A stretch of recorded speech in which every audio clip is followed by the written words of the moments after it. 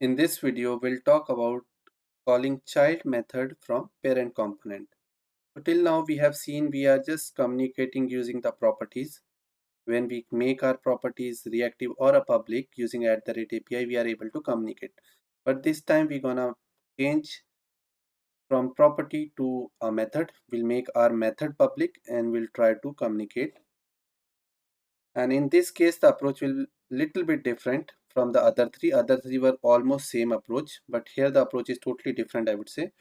So in this case, the child component will have a method and that method will be public. And to make the method public, we're gonna use @API, and that method we're gonna call from the parent directly.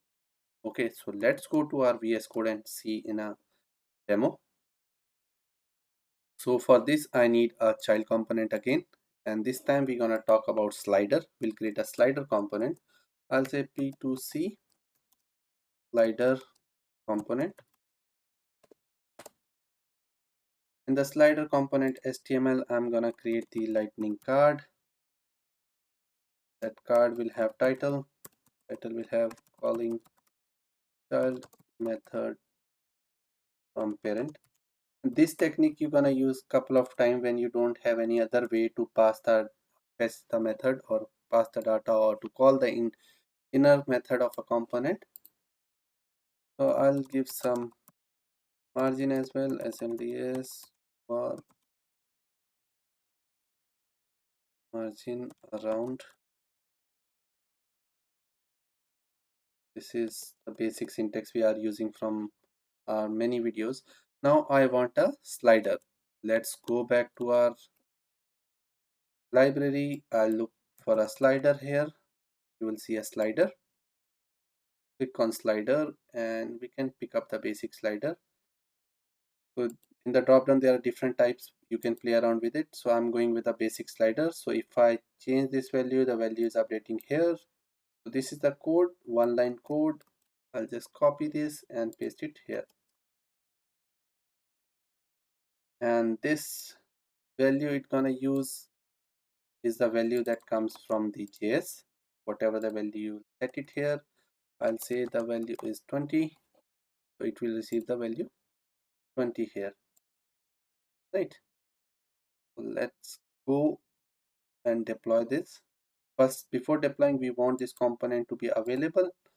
Now let's embed this component to our same parent component. So I'll say C hyphen C slider component.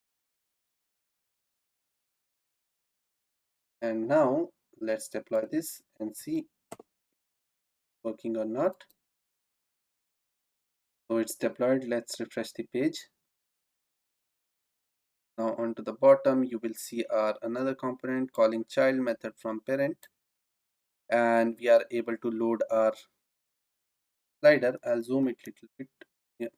So now this is the default value, that is 20. As soon as you update, it's updating the value, right?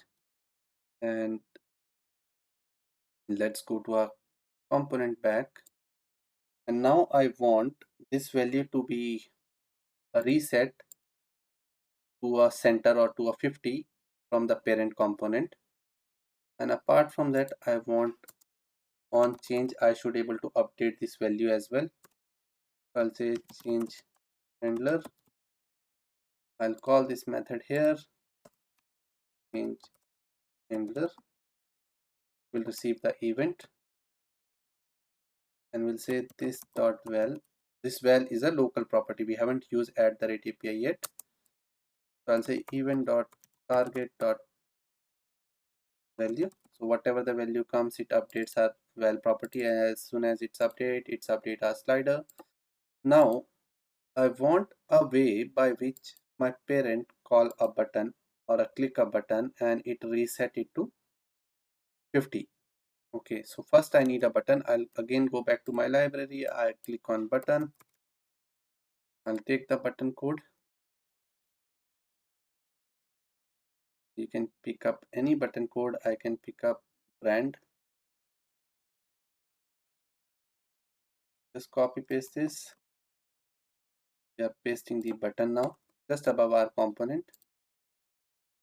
I'm taking saying my button brand is variant is brand, that is a blue color. I want reset slider. So label is reset slider. I don't need title. I don't need right now a class even. Okay. We'll make our things very simple. On handle click, I'll call my JS file, and here I'll create a method. And now this is the trick actually how you can call. Okay, first we need a method that should get called from the parent. For that, we'll create a method here, reset slider. This is my method name. Method, you know how you create it. This is the basic approach. And what we are saying, we'll set it to 50, because out of 100, reset slider to 50. Okay, every time you click the button, it should set to the 50. And I want this method to be exposed to the parent, and you can only expose it to parent using @API. This is an example of how you make your methods public. Okay, till now we just make our properties public, but this time we are making our method public. Now API is there, we imported it from LWC, now slider is there, right? So now I want this method to be called from JS of the parent. To call this parent, first we need the reference of the component. For that, what we're gonna use, this dot template dot query selector, and query selector will take either a class or the element. So our element for the child is C-P2P, how we are embedding the component basically. I'll say fetch this element, and once you fetch, call the method that is public reset slider, just dot and reset slider. So first you need the reference of the component from which you want to call the method, then you just call the method name. Just make sure your method should be publicly exposed, and to expose your method you have to use @API. As soon as you click, its value become 50. So let's deploy and see if it's working or not. I have used this in couple of real-time examples, like when you work with a file upload and there are multiple files are uploading, and at the end you want all the files that you have uploaded, you can use this approach. So let's go and refresh the page. Let's go down. We have a slider, reset slider button. We have by default it's load on 20, and if I directly click here, it will reset it to 50. Now you can see it's immediately bring it to the center and it set it to 50. If I change it to somewhere else and if I click it again, it will reset to 50. So from parent, this button is in parent component. I am calling the child method, and that child method is just updating the value. So these are the different ways by which you can communicate from parent to child. So we have covered all 4 ways now. Now I hope you guys have better understanding when to pass the primitive data, when to use the non-primitive data, how you can pass the data to a child on an action, and how you can call the child method from the parent. So you have covered all these points.